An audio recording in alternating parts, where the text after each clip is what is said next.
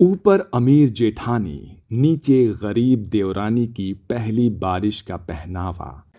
लाजवंती देवी चौकी पर बैठी तुलसी को पानी दे रही थी। शालिनी अपने चमचमाते हुए गुलाबी नाइट गाउन में बालों पर हेयर ड्रायर चला रही थी। प्रीति एक पुरानी कॉटन की साड़ी पहनकर झाड़ू लगा रही थी। अरे बहू, इतनी सुबह से झाड़ू क्यों लगा रही है? बारिश के बाद फिर गंदगी हो जाएगी। अम्मा, आदत है ना।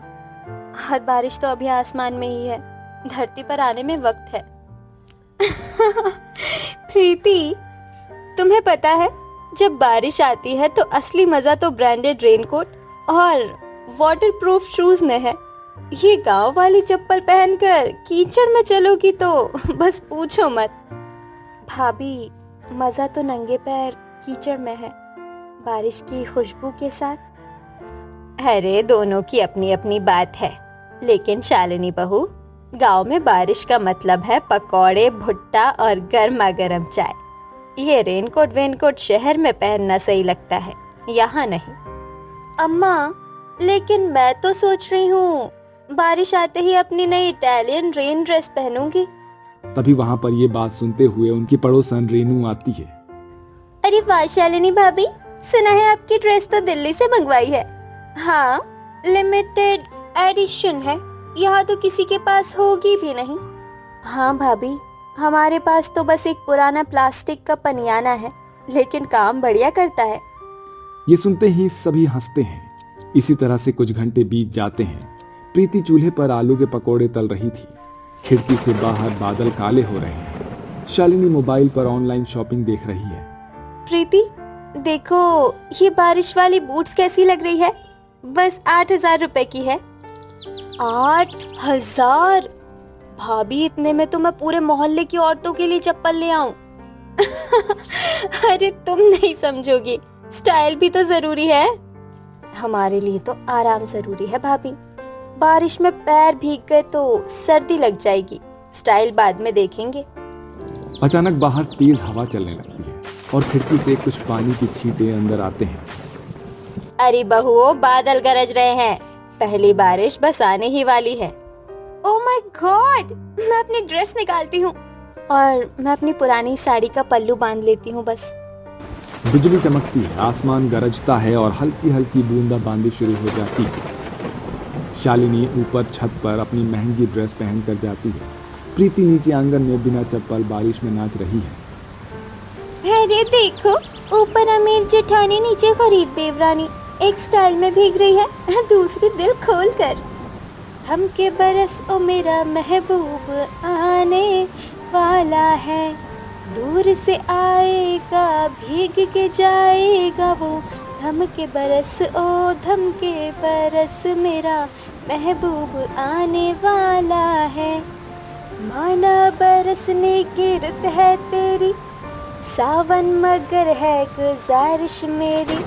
मुश्किल से आई मिलन की घड़ी, चमक ले गरज ले लगाना छड़ी।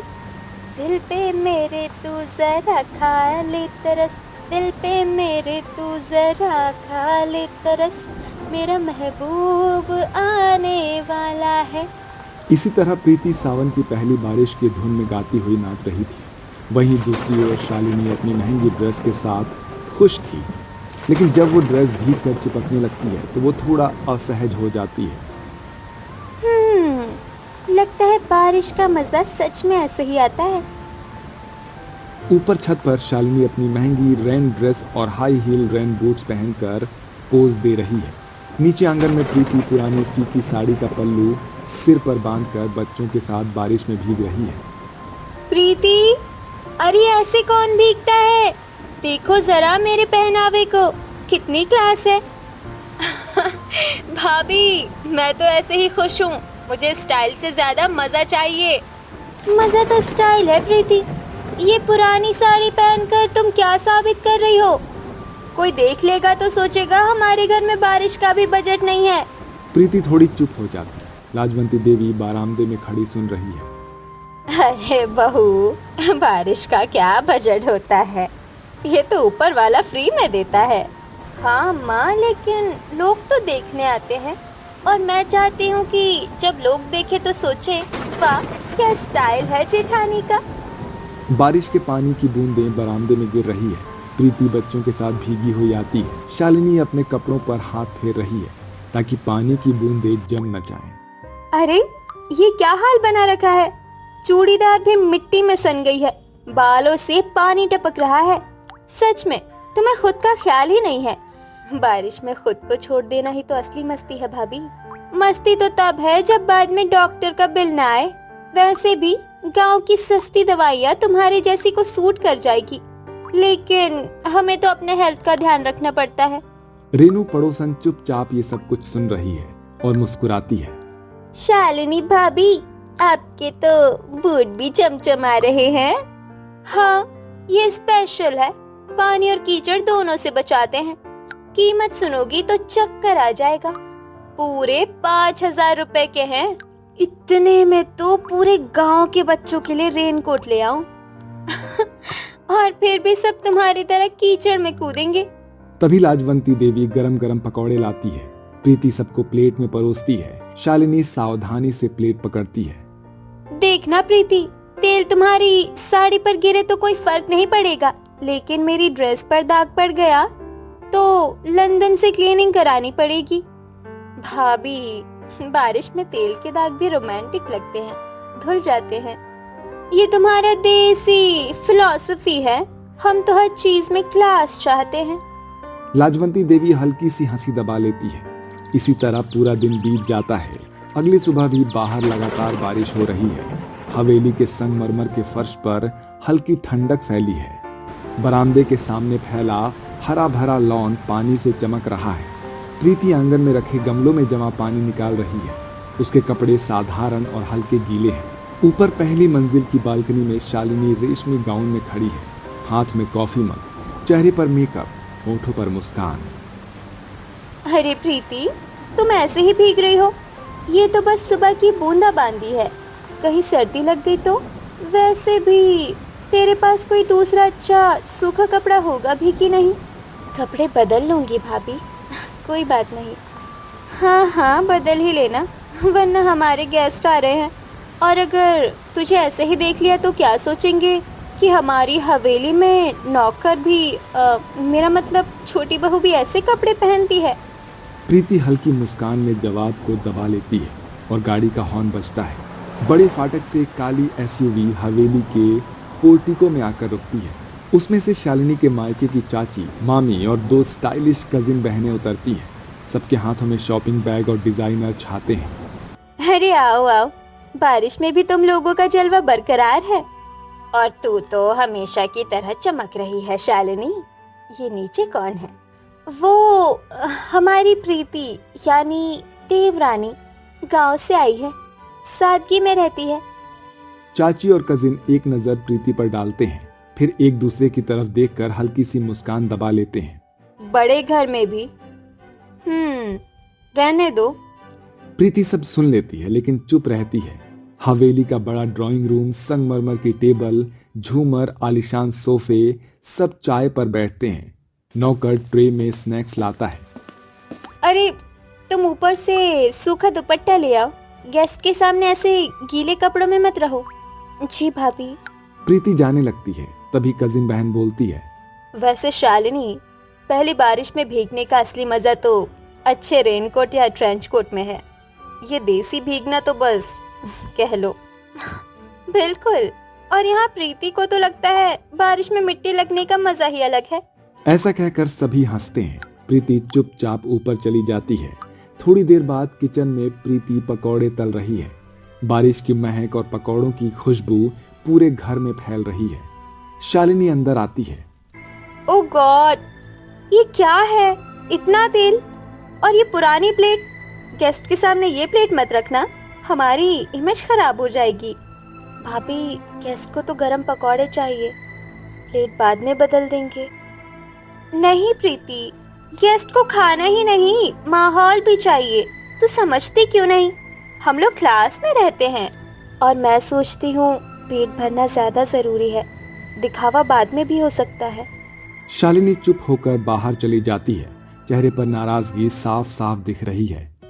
शाम को पूरा परिवार, सास ससुर जेठ बच्चे बरामदे में बैठे हैं। बारिश तेज हो गई है, गेस्ट भी वहीं पर हैं।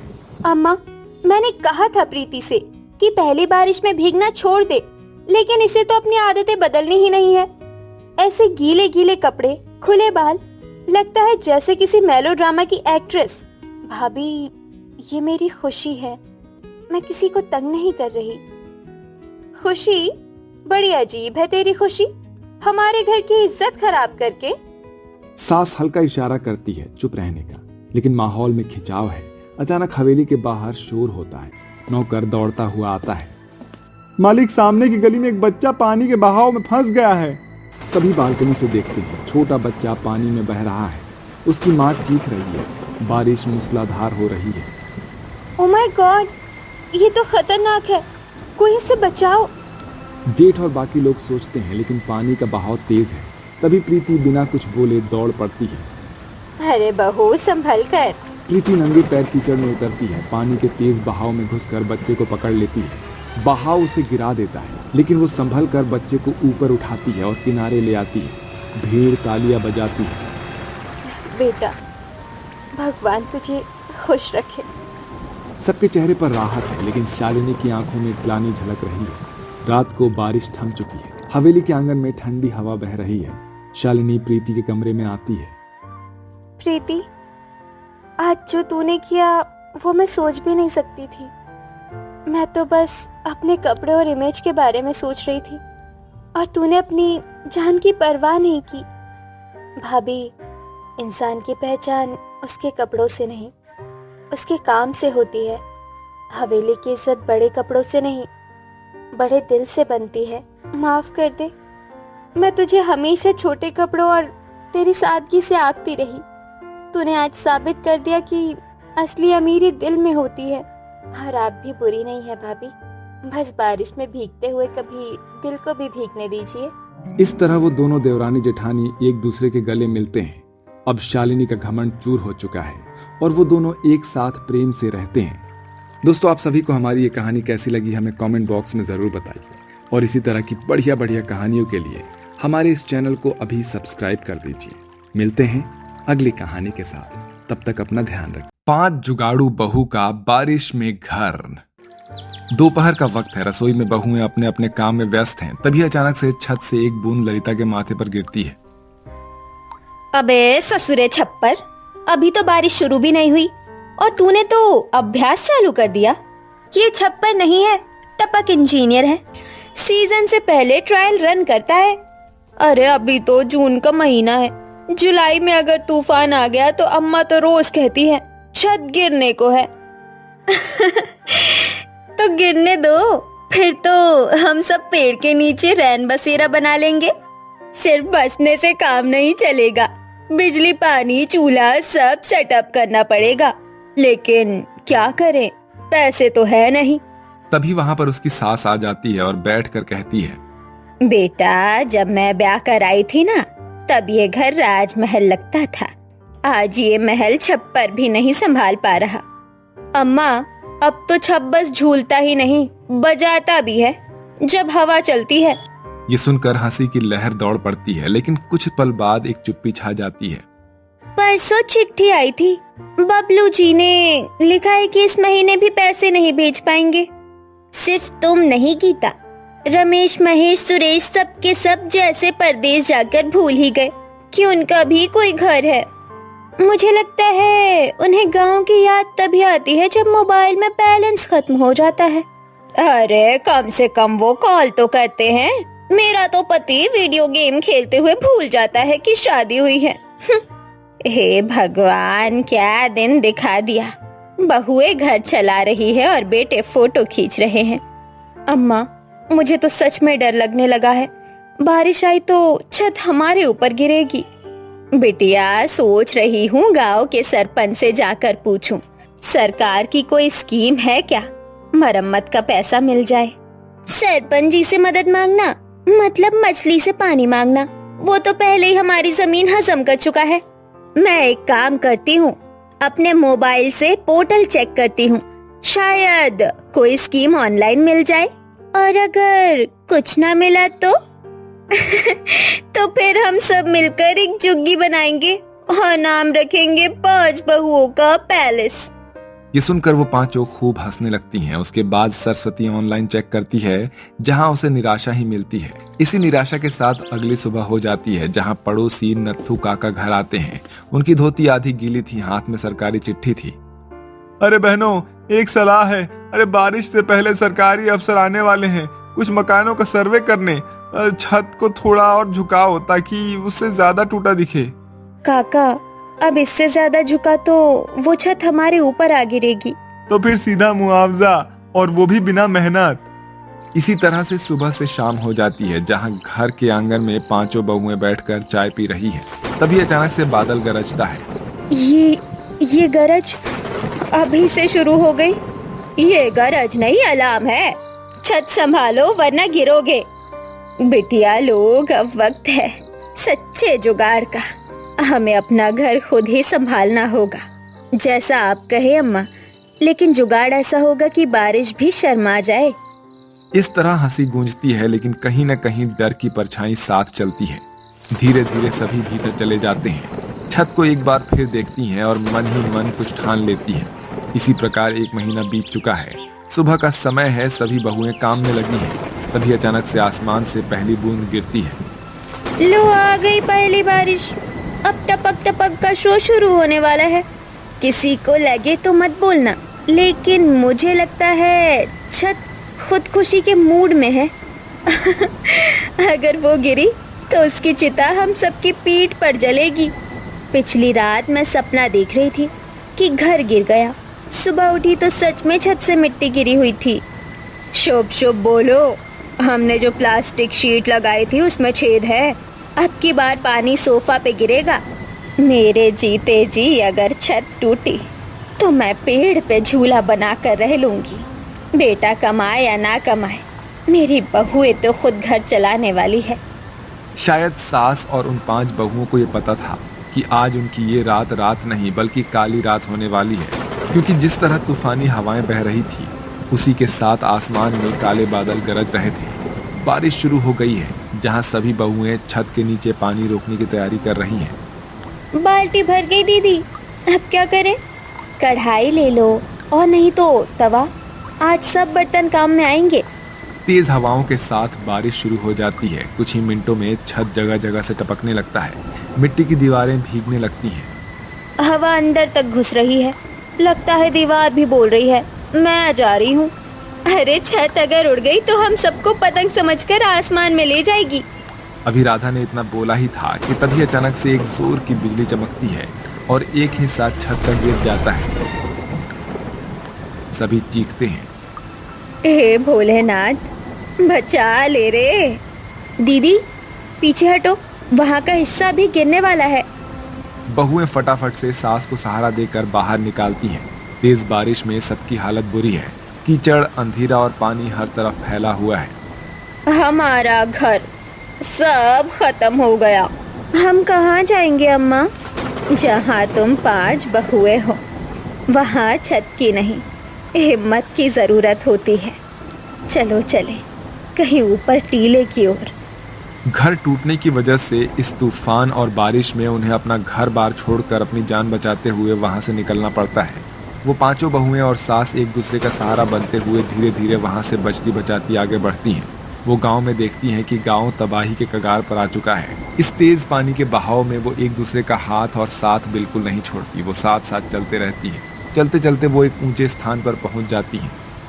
बहू, उस ऊपर वाले की मेहरबानी है जो हम यहाँ तक सही सलामत पहुँच गए। रात काफी हो चुकी है, हमें इस पेड़ के सहारे ही आज की रात बितानी पड़ेगी।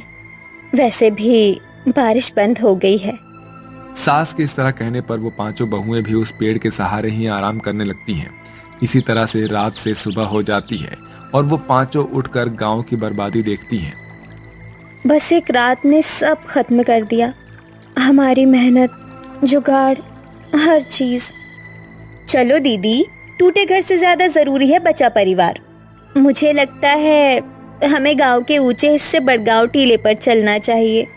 वहाँ कुछ झोपड़ियाँ बनी है, अगर कुछ नहीं बचा तो वहीं से फिर शुरू करेंगे, पर ये तो तय है फिर जुगाड़ होगा। इस तरह सभी बहुएं सास को लेकर बड़गांव टीले की ओर जाती हैं और कुछ देर बाद वो सभी वहां पहुंचती हैं। वहां चारों ओर हरियाली, ऊंचाई और थोड़ी बहुत सुरक्षा है। सब भीगे हुए हैं, ठंड में कांप रहे हैं, पर आंखों में उम्मीद है। अब से यही हमारा नया घर है, बिना छत वाला, लेकिन सपना पूरा करेंगे। आज से हम मकान बनाओ योजना बहु संस्करण शुरू करते हैं।